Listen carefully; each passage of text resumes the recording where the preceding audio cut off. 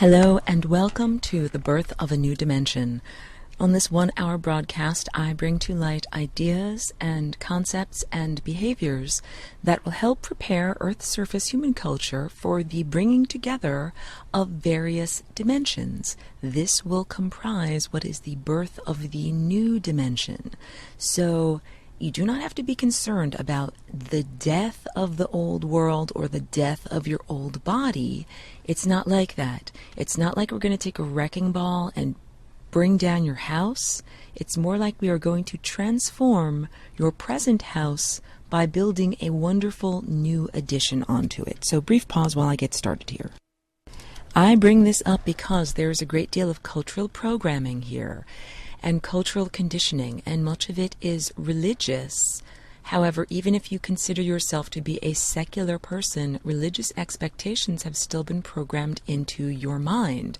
And this is the idea of the end of the world, the Christian Armageddon or apocalypse, or what is described in Revelations and the end of the Bible.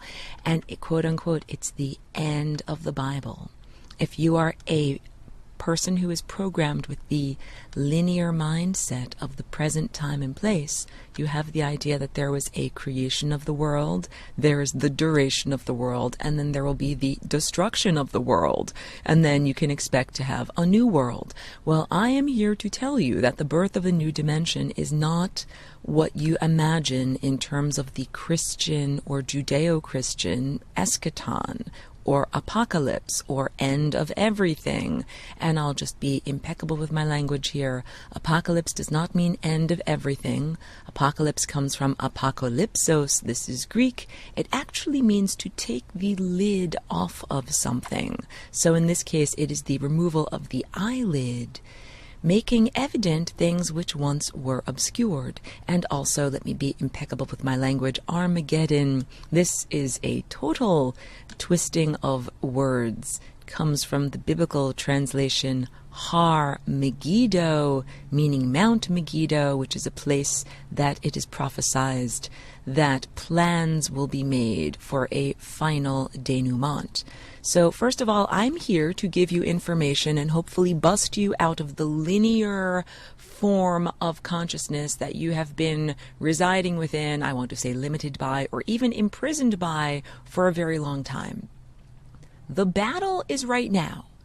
First of all, if you think that the battle will begin with guns and tanks and bombs, I laugh at your misconception. I laugh because the battle is going on right now. No one is shooting bombs at you. However, you are certainly perhaps a combatant, but you might be unawares. It is a psychic battle. It is a battle of consciousness. And all life on Earth right now, and a lot of life in other places, is taking part in this battle. So I also hesitate to even use the word battle because I do not want to give the vocabulary of war to what is essentially a process of spiritual development. I call this broadcast Birth of a New Dimension. I do not call it Let Us Fight and Struggle in Duality Interminably. That is what we have already done. We've already done the dualistic struggle for at least the past 2,000 years. And of course, that dualism comes from all of the mindsets that have led up to the past 2,000 years. So let me just do a brief pause while I save my recording. Begin by talking about the past 2,000 years as the culmination of all of the ages that came before it. So our journey back to the source, which is also our destination, has as its analogous partner the journey of energy through our chakra system. So our energy comes from the source, it congeals out here into the physical realm, and then energy returns back to the source. And the return journey is beginning with red. This would be like beginning with C on the octave, and that is the physical realm. And then moving up to orange, which is the emotional realm, the realm of mammalian or denser emotions. I will contrast that with unconditional love once we get past yellow, which is the level of the conscious daily intellect. And then up from there we have green. This is the level of unconditional love, which is the level of pure emotion. It's the emotional currency of the cosmos. When I say currency, I mean both similar to electrons as they flow in a wire, creating electric currency, and also the currency of money, what gives us the power to make something happen, and the money or the social power to make something happen. Unconditional love is cosmic currency on both of those levels of description. And up from there, the level of truth. This is communication. This is what happens at the level of the throat chakra, where blank packets of ideas or energy are clothed or unclothed in words or other symbolic language. Up from there, we get to pure, unclothed language, ideas that do not yet have symbols associated with them. And up from there, we have the level of direct connection to the source. That's our crown chakra, right? Each one of these chakra levels or energy system levels, or you could think in terms of the electron shell at the subatomic level. These are quantum levels of consciousness. Each one of them represents an age of awareness. So the age of awareness associated with the brow or indigo chakra or Christ consciousness is roughly the past 2,000 years, beginning roughly in the year 0 and ending roughly in the year 2000. However, we understand that our calendar system has been distorted, so we cannot be literal in our interpretation of the calendar, and we cannot be literal in our interpretation of the Bible. I am here to bring us away from this literalism, but basically you understand that each chakra has a level of awareness associated with it, and each age has a level of awareness associated with it. So the age of roughly the past 2,000 years is associated with bringing consciousness to the level of awareness of the brow. When we look at the personal individual development of bringing energy up the spine from the red chakra up to the violet chakra, one of the most crucial times in this journey is when we have gotten to the level of the brow but have not yet connected through the crown to the source.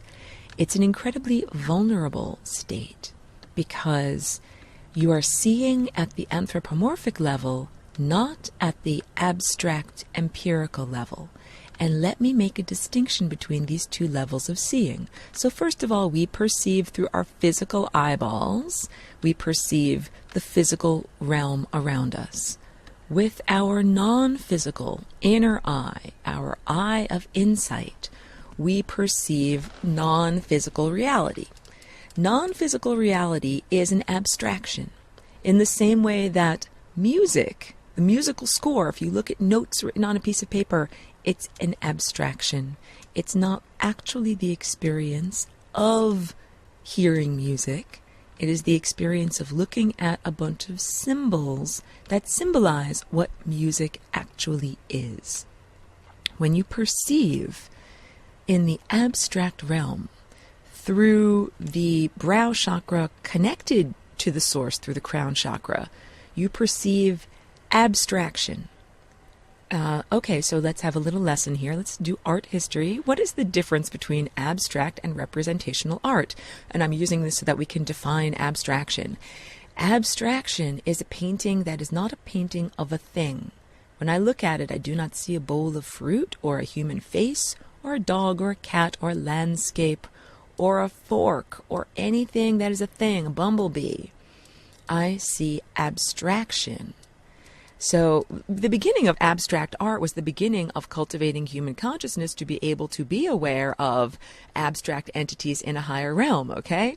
So an abstract painting, it might look like a polygon, what would otherwise be described as a geometric shape. It might look like a color. It might look like lines. It might look like a texture. However, it does not look like an object in the physical reality that we can point to or perceive with our five senses, okay? So when you perceive through your inner eye and connected to the source through your crown chakra, you perceive in the form of abstractions. And what this looks like is a language of vibration.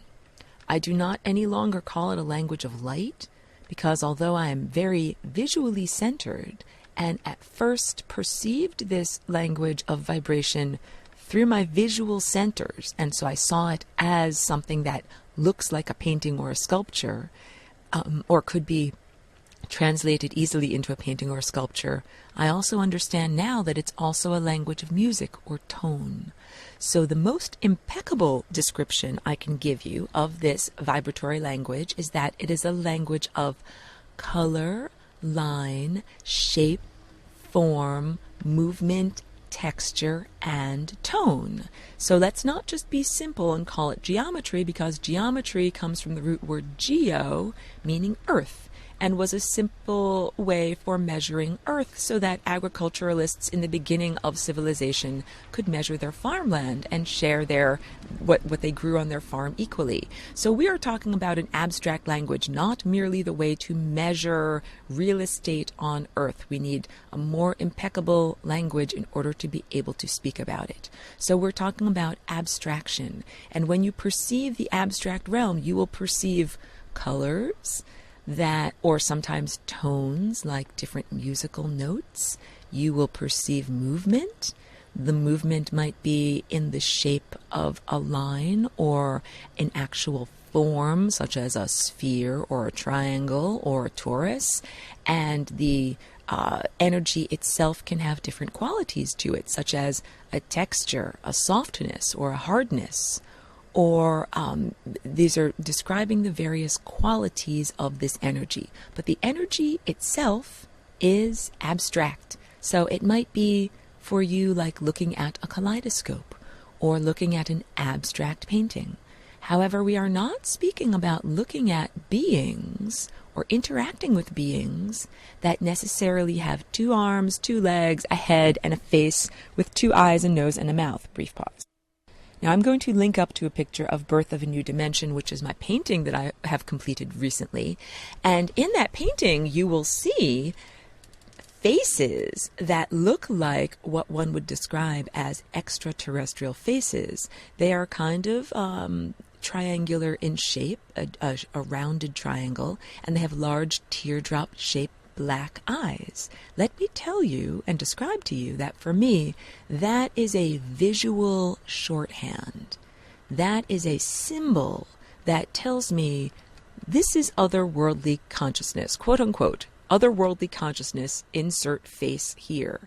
I do not interpret that symbol literally to think, oh, this is the shape of a biological entity that simply has a different biology than mine.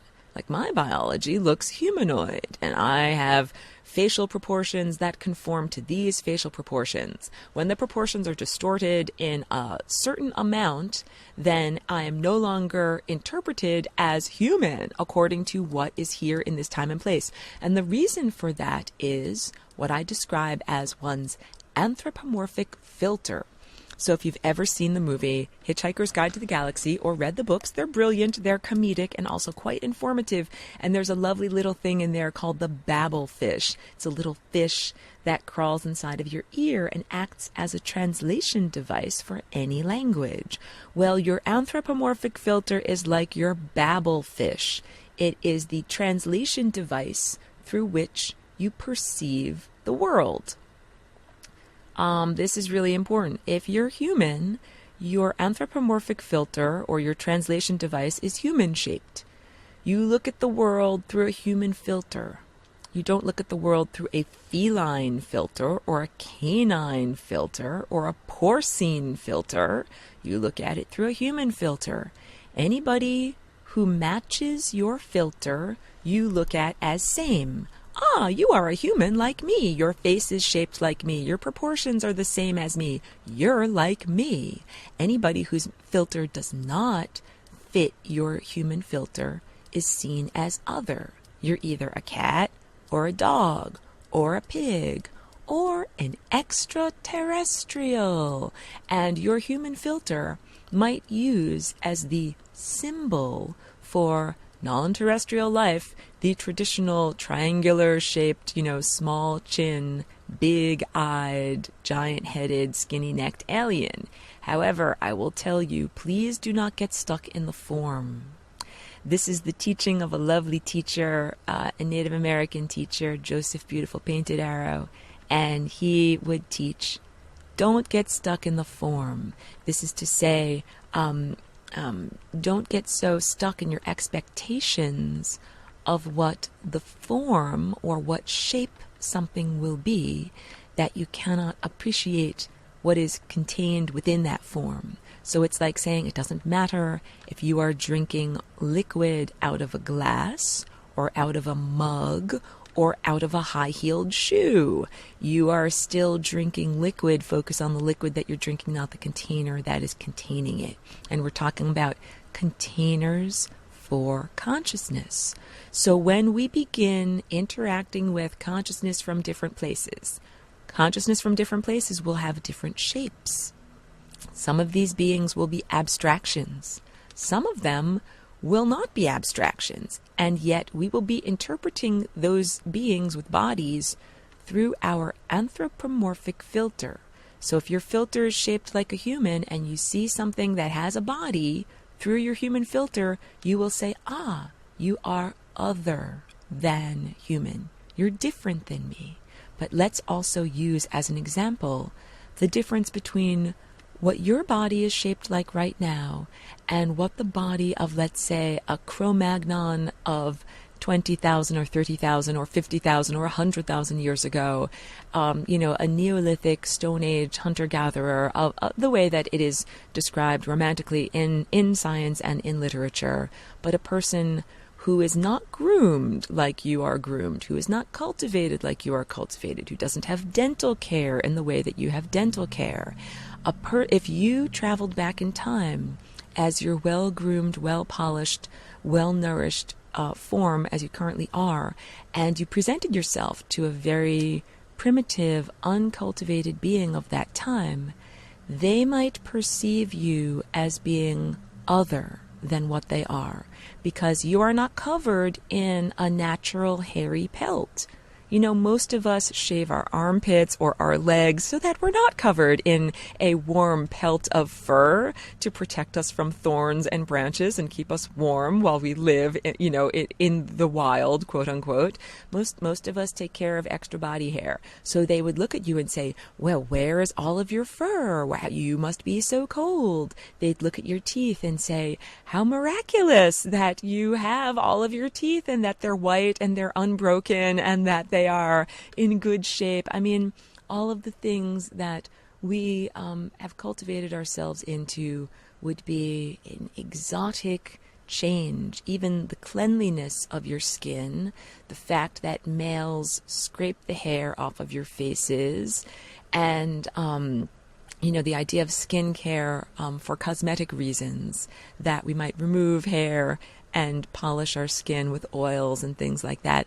All of that would be quite strange to a person that lived very primitively many tens of thousands of years ago and only focused on function as opposed to form.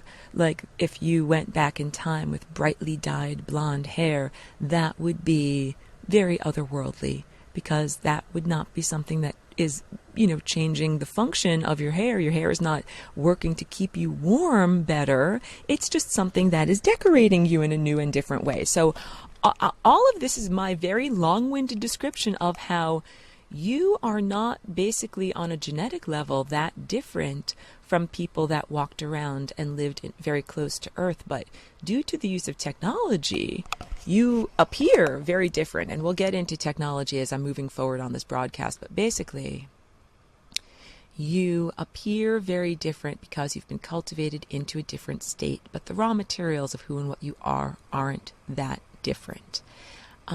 So you would be perceived as very different, even though your origins are very similar. Now let me apply this template of understanding to who you are right now and biological entities of the future.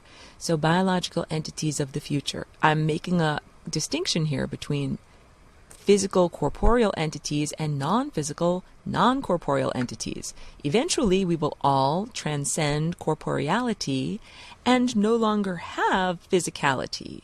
So we will all become pure abstractions, beings of pure light that do not have a physical, dense, or corporeal body. On the journey to becoming this pure abstraction, we might have bodies, and these bodies might have a very different form, where we might appear to have 2 arms and 2 legs and a face, but we use our higher faculties to, instead of eating a hamburger for lunch, eat light for lunch.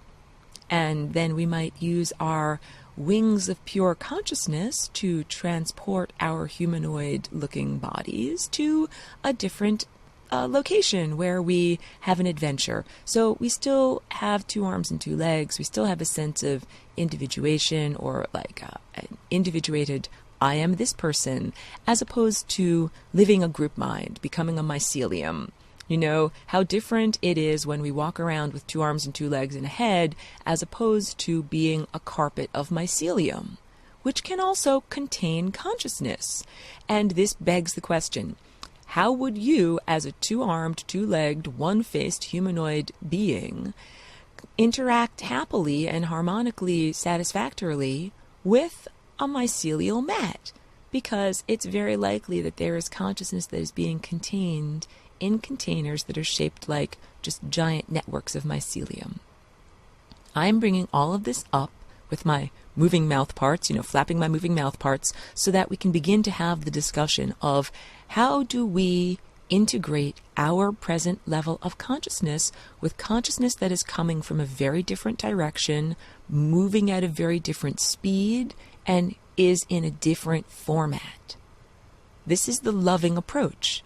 This is how we can integrate ourselves with cosmic consciousness and other occupants of the cosmos and not just have endless war. I am here as the Flying Rainbow Lasagna and with the concept of the Flying Rainbow Lasagna in order to resolve duality. So I laugh at all of these movies like Jupiter Ascending or any of these, like trashy sci-fi movies where it's just like shooting lasers at each other in space. That is not what we are here to experience. That is what we would experience if space or, not non-Earth realms, non-Earth third dimensional realms were inhabited solely by technology using extraterrestrials. However, I am here to tell you that the world is not only occupied by extraterrestrials who use clank metal technology. Ha. I laugh at this. So it's time to clear things up here. And I'm bringing this up because there are a lot of people right now in, let's call it the New Age community or the world of channeled information, but there are a lot of people that I perceive are taking you for a ride. They're taking your consciousness for a ride. They're injecting ideas into you in order to harvest energy from you and keep the game going and keep the plates juggling. However, it's all just a game. It's like a sham. So I'm here to tell you what's really going on. Higher dimensional entities, like higher than 5th dimension. And hold on, I'm going to pause and save my recording and we'll get into what the 5th dimension is, and then I'll tell you what 5th dimensional beings actually look like. So there was recently some kind of a recording that spoke about blue avians and described these blue avians as being 6th dimensional and above, 6th, 7th, 8th, and 9th dimensional beings. And at that point, when I heard that in the broadcast, I said, I can no longer listen to this broadcast as any form of truth. My skepticism has been deployed fully because I know that consciousness, when it resides in dimensions of the 5th dimension and higher, it becomes an abstraction. We are no longer in the realm of paintings that look like bowls of fruit or bird-like people with 2 eyes and a beak. We are talking about entities that look like a color or a texture or a tone of music or a shifting kaleidoscope of polygons. Talking about energy and entities that can be and should be perceived through your filter of abstraction, not through your anthropomorphic filter. So a lot of channelers are giving you low-level information, low-level perspective. If we say the chakras on your body are like a ladder or a mountain, some of these perceivers have activated their chakras only up to the level of the brow. They didn't climb the ladder up to the very highest rung. They're on the rung that is the next highest rung. So it goes green, blue, indigo. Indigo is where they're looking from. It's where their perspective is perched. And then the last final rung, the highest level, is violet. Many of these channelers and seers and bloggers have not reached the level of violet, and they are sharing their perspective. So here's what you're supposed to do. What you're supposed to do is, as a seer, sit down and cultivate silence. This gives you a firm foundation of unconditional love. Unconditional love is like the spinning vortex upon which all of the other spinning vortexes are balanced. So if you don't have a good foundation of your pyramid's going to fall over. This is the first thing. So first you need to create silence and unconditional love. Unconditional love means non-judgment and acceptance. It means I accept all of the information that is going to come to me when I activate my insight, my inner eye. When you do that, so first, unconditional love. When you get enough inner silence, your energy starts to rise up the ladder of consciousness, and then it hits your communication chakra. And as soon as that happens, what I feel like and what I predict you will feel like is you want to tell the world all about everything. You want to grab a pencil and a paper and either write it down, write a poem, draw a picture, make music, or start speaking about it. Grab a microphone and start talking about all of the great things that you're thinking about and feeling. And the caveat is that if you begin to open your mouth or you grab your pencil or you get your sketchbook, you don't get to the next level. You stay stuck at the level of communication. So whenever I start to get these wonderful communication urges, I stop. I don't get my sketchbook. I hold it in and I raise my energy even higher. And as in meditation, as I raise my energy even higher, I then get to higher levels of insight. And the insight is pure insight that is not clothed in language. It is beyond words. So if I will describe it to you like this, if you have ever had a person's name on the tip of your tongue, you knew who the person was, but you simply couldn't access that word to describe them, it's that level of insight. Or if you've ever been in a dream, and in a dream you simply know that you are looking for the purple mountain. No one came up to you and said verbally, "Look for the purple mountain." It is simply non-verbal understanding. It is understanding not connected to symbolic language. That is understanding at the level of the brow. But that understanding can be either anthropomorphic, taken through the representational filter of your human level of consciousness, or it can be abstract. So if you start looking at the world through your anthropomorphic lens, you'll get great insight. Oh, this person acted this way because of this. This war happened because of this. This person was this person in a past life, and that's why they're acting this way now. But that is not seeing on an abstract level. And if you stay in meditation and stay in silence and raise your energy a little bit higher, you will finally get to the highest level that you can get to. It's like ding, ding, ding, you finally make the connection. And it is understanding on the level of pure abstraction. And that understanding is not distorted. It is empirical understanding. Once we begin to interpret empirical abstract truth, it begins to become distorted. So once we begin to apply energy understanding to the human realm, it begins to become distorted. When I started seeing on the abstract level and raised my consciousness to that level, I saw how distorted all of my anthropomorphic interpretations were. So at the level of pure insight, an anthropomorphic interpretation, you can have a silent flash of insight that is all about who started a war and why they did it, right? But there's still room for plenty of judgment, plenty of interpretation according to the human filter. It's bad to start a war. It's bad to impale lots of people. It's bad to make rivers of blood run through the streets. When you get to the level of abstraction, you see energy interacting with energy. It's no longer, oh, this person over here started a war and then rivers of blood ran through the village. It's now particle A interacted with particles B through H and resulted in results, Z.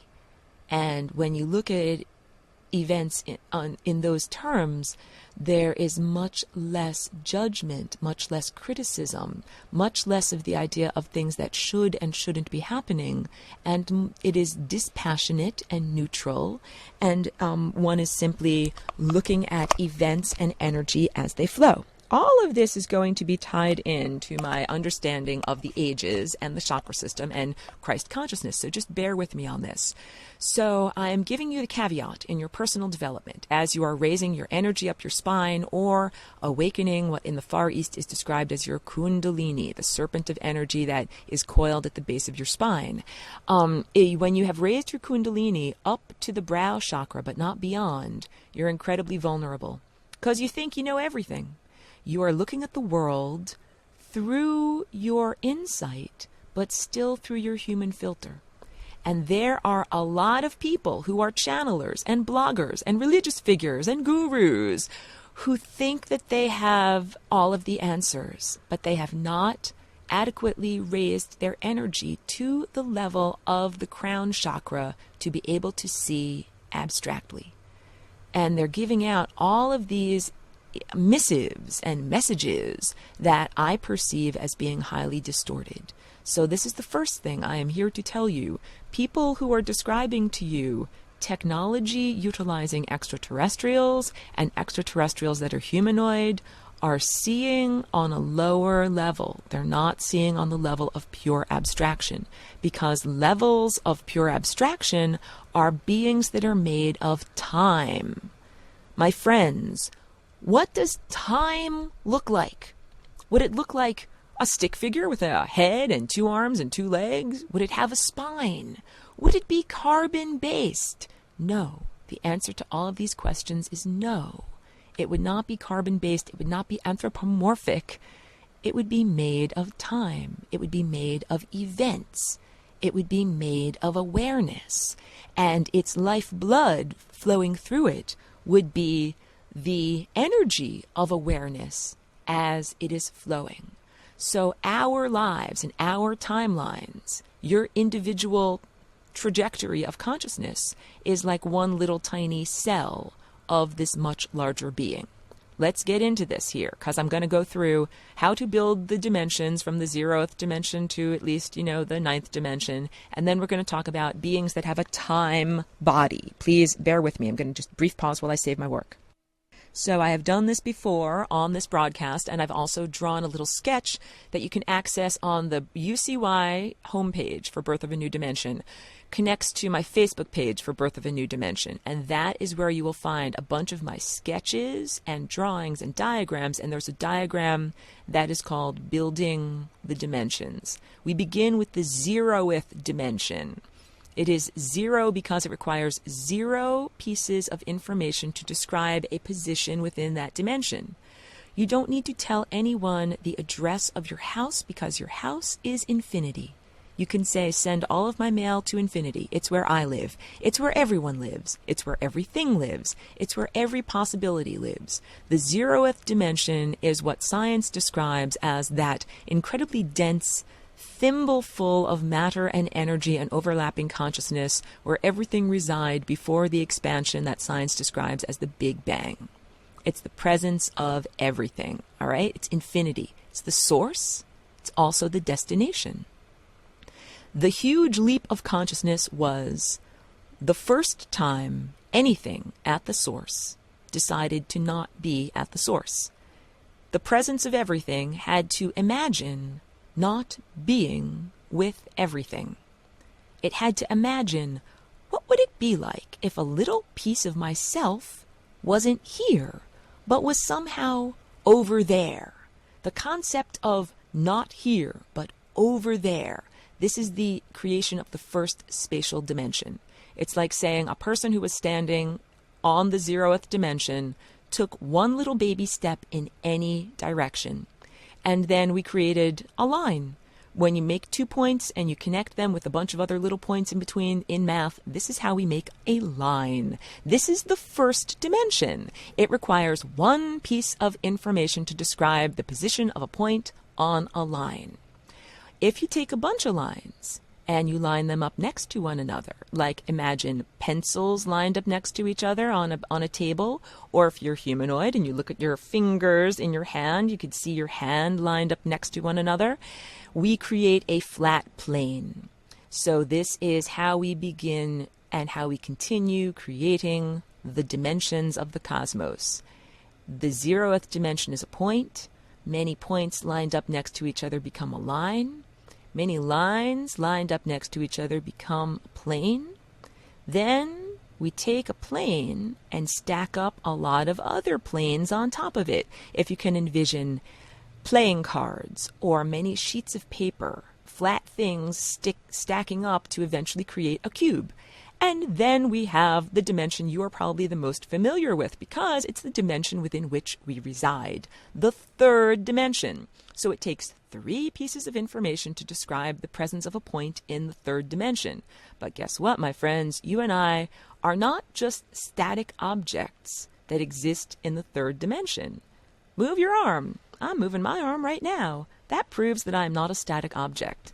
That proves that I am actually submerged within time, which is the 4th dimension. So it gets a little tricky. I'm just going to drink a little bit of water because usually when people visit my studio, I say, point to the 3rd dimension. And then I say, point to the 4th dimension.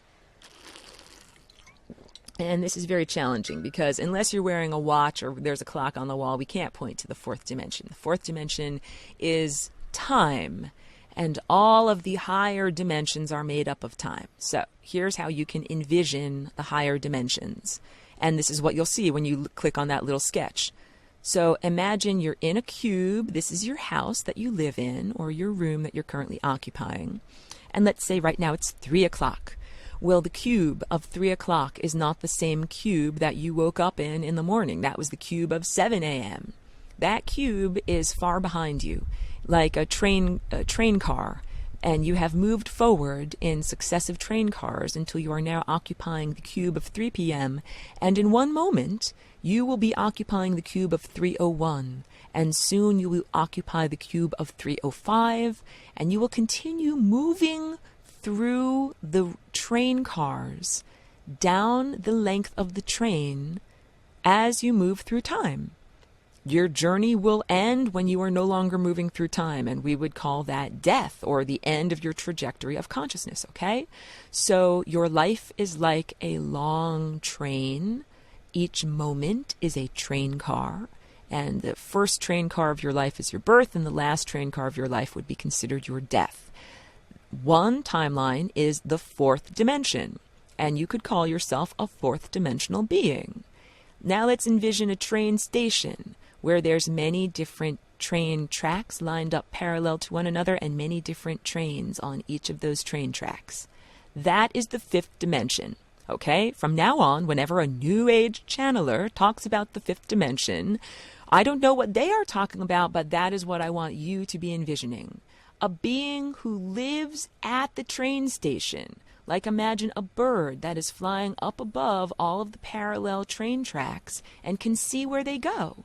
Can fly in one direction and look at the trains where they're originating from, and fly in the next direction and look where they are going to. And a bird that's flying in that position can even look at some of the train tracks and say, oh, you know something?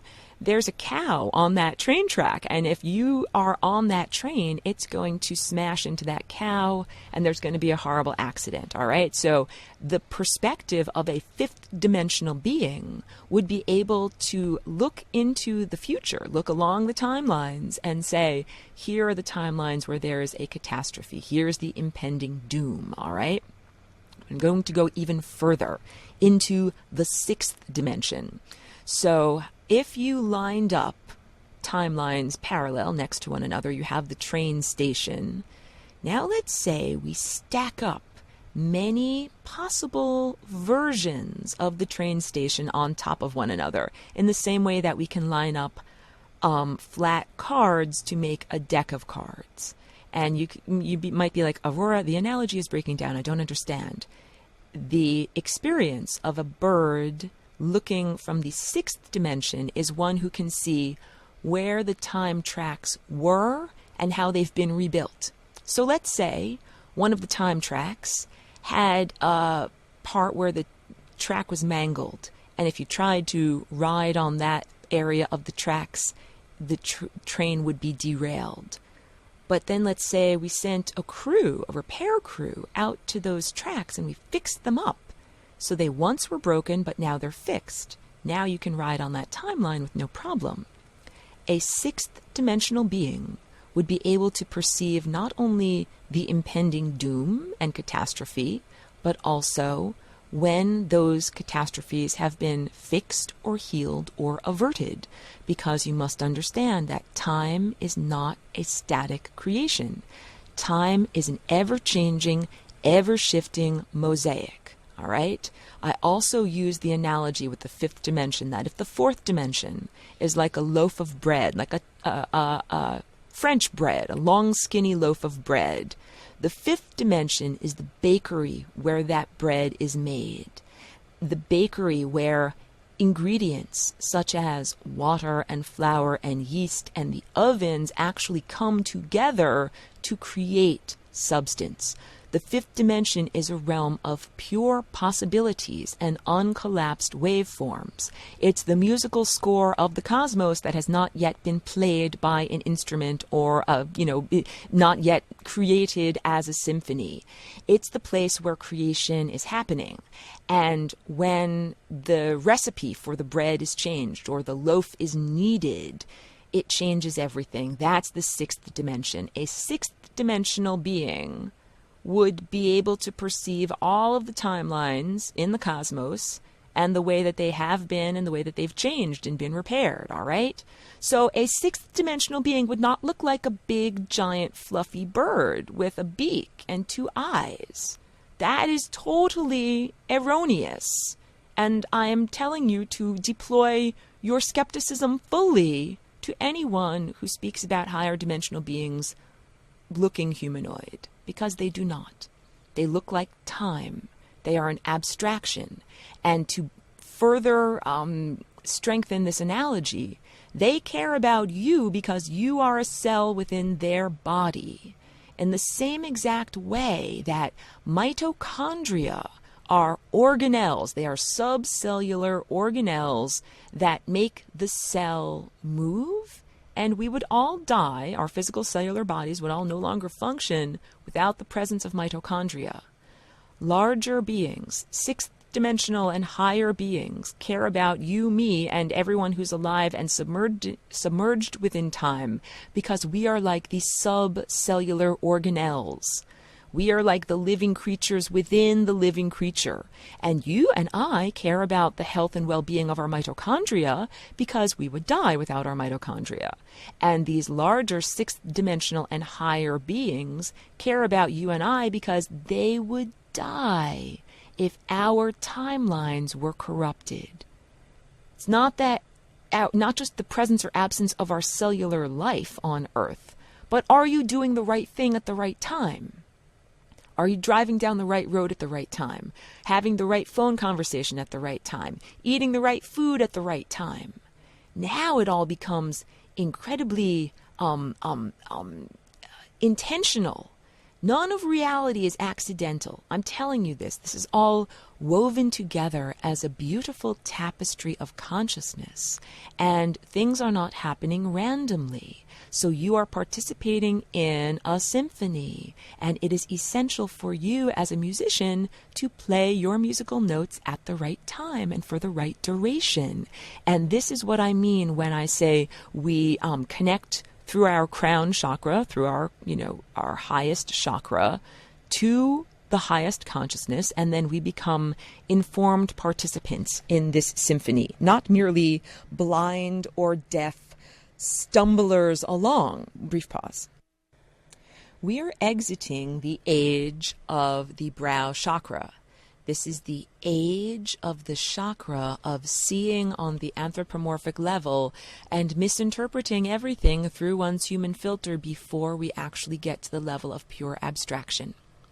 The birth of a new dimension is coming together of this realm that we are presently in and the realm of pure abstraction to create a whole new realm.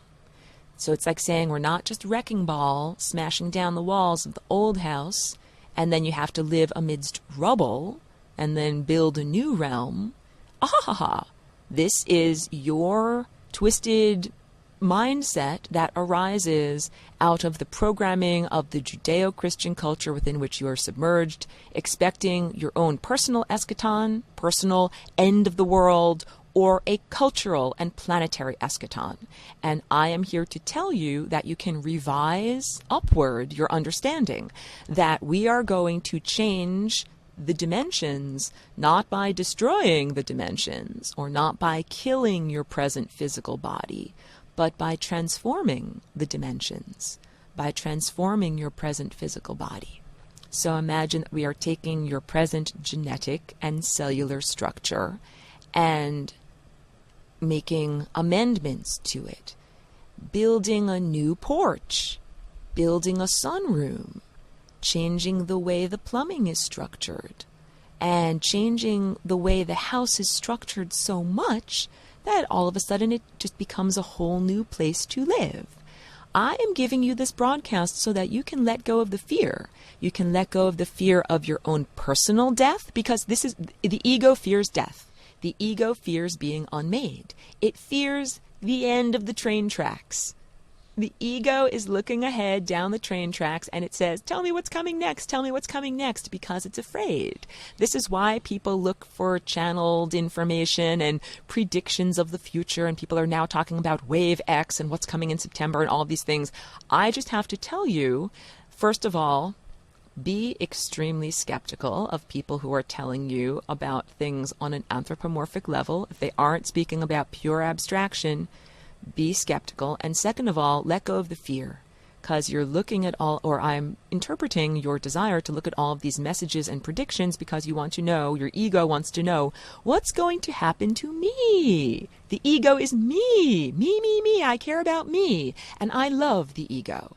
I am not like a teacher who hates the ego and says, get rid of your ego, sit in meditation until you're clean and you don't have an ego anymore. No, not at all.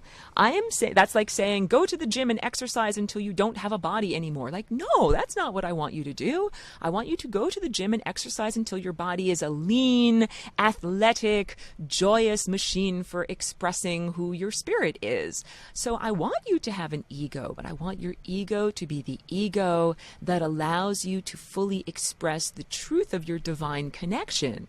That is what we were designed for. We were designed to be containers for consciousness that joyously express our divinity even while we are here submerged in the third dimension.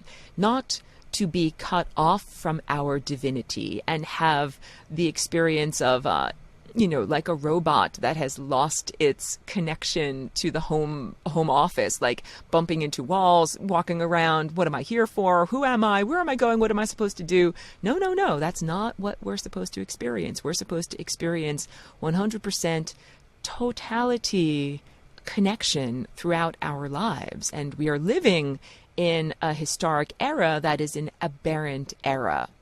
About the past, let's say, 10 or 12,000 years, we have been out of contact with our innate divine connection.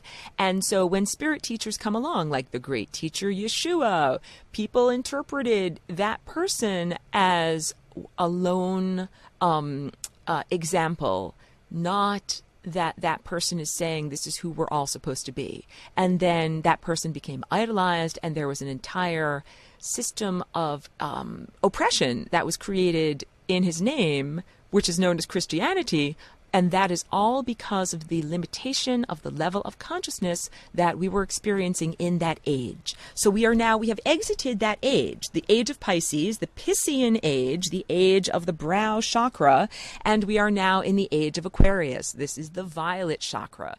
This is where you now no longer have to have an external authority figure telling you where to go and what to do, because you have your own innate divine connection.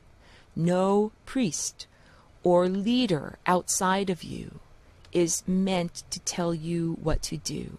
And there's a reason for this. Even me. Please do not listen to me. Please listen to your own innate divine guidance. Because I told you in the beginning of this broadcast, I do not mean to take the spiritual development and use the language of war upon it, but I'll tell you that we are right now going through what could be described as a battle. It's like saying, which team are you going to be associated with? All of these different levels of consciousness and different entities are vying for your attention. And you feed different entities with your attention. Whom are you focusing your attention upon? Upon whom are you focusing your attention? Who are you feeding with your attention? Are you feeding negativity and dark forces, or are you feeding consciousness that is light and towards evolution and towards the greater harmonic structure of the cosmos? This is what it's all about. And so there are many distractors that are right now vying for your consciousness.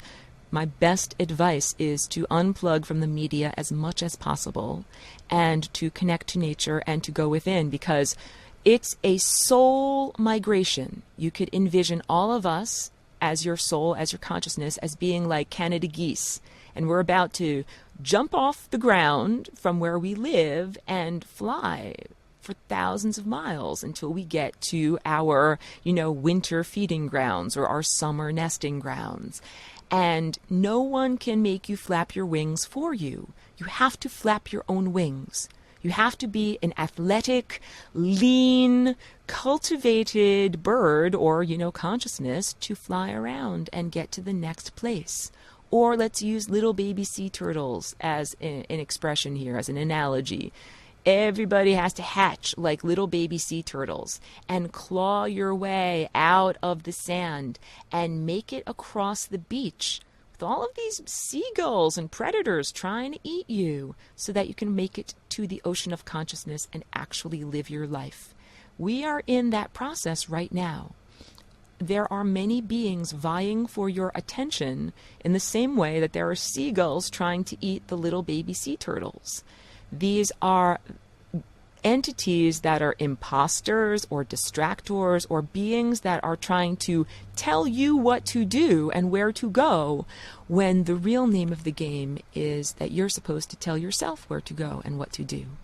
You are supposed to be exploring your own artistic and creative capacities and exploring your own will and self-direction and choosing the direction you consider to be divine. Which direction is the divine direction? Your inner guidance tells you where to go. You are not meant to be directed or guided by someone else who says, turn left, turn right, go here, think this, think that, and give me all of the money in your wallet while you're doing it, right? Just subscribe to my blog for this amount of money and I'll continue to tell you false predictions about the future and give you flights of fancy that will distract your attention from what you're really supposed to be doing, which is sitting in silence, sit in meditation, sit in a beautiful place with your butt on the ground, if possible, find a dry spot or sit on a blanket and allow the planetary energy and the energy of our nearest sun, our nearest star, rather, the sun, to flow within you. These are our true teachers. The sun and the connection to the star network. You know, each star has planets around it, emanations that are from that star, and planets have life on it. Planetary life should not be telling you what to do. Consciousness, that is pure abstract consciousness from stars, should be telling you what to do. This is the distinction between abstract art and real art. I am encouraging all of us to no longer look for extraterrestrials who have 2 arms and 2 legs and a giant triangle face that has teardrop-shaped eyes, but instead to connect with the cloud or the network of consciousness that resides within each star. And that network of consciousness is also expressed on the subatomic level in every atom of your body, and it's expressed on the planetary scale, on the wisdom level of, Gaia, the noosphere, the planetary consciousness. These are good sources of information. Even though I know you want to have a human come along and take you by the hand and say, sit down, like a young person, like Johnny, Susie, sit down and I will tell you a story and I will tell you the truth. Please don't do that. Don't listen. I'm not performing that role for you or anyone else. I'm not sitting you down and telling you stories and telling you, listen to me and I will be your guru and I will tell you everything. I am telling you, I cannot flap your wings for you. It is totally inappropriate to expect anyone to flap your wings for you. And we all must develop our own innate psychic faculties, because those are the wings of consciousness that we use to navigate the sea of awareness. When you get to the ocean, when you're a little baby sea turtle and you get to the ocean is an ocean of awareness. And it is comprised of timelines and possibilities and probabilities. So we are here within this little sheltered cove, learning how to navigate timelines, learning how to use our awareness to create events. And, well, I'll just do a little bit here. I only have a minute or so, but there are a lot of dark beings, malevolent entities who are trying to control your powers of manipulation, your powers of manifestation. They're trying to manipulate your powers of manifestation in order to manifest fear. And I'm saying, don't do it. Manifest out of joy, manifest out of love. Find the guru within and be an artist of your reality, creating the events you would like to experience. So again, it's a long topic. Continue to tune in with me, where I will continue to share with you the information you need as we give birth to a new dimension.